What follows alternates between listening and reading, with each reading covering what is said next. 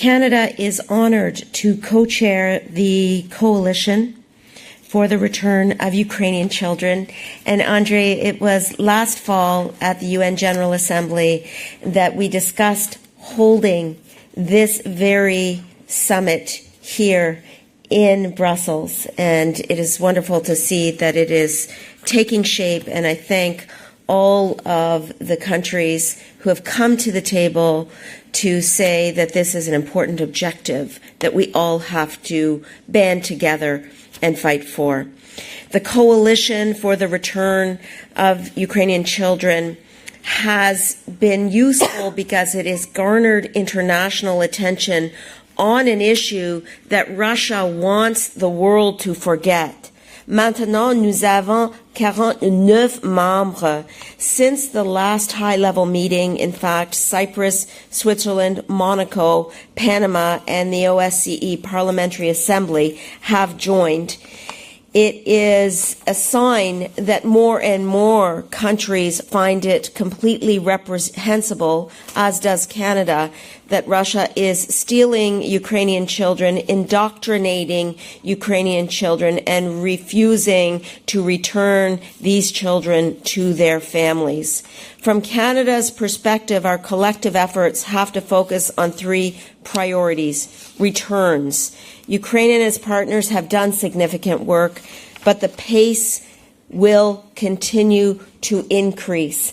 As Kaya said, we have already 2,100 children returned, but at least 20,000 cases remain open.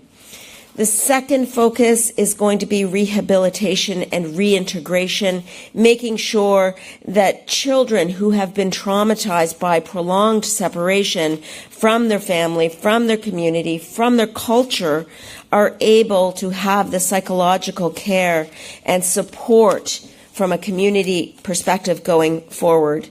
And thirdly, it is accountability, la reddition de comptes.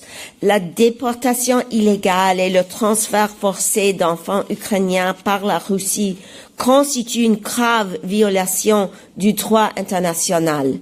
Donc le Canada est là toujours pour le droit international. On va continuer de travailler avec nos partenaires toujours là-dessus.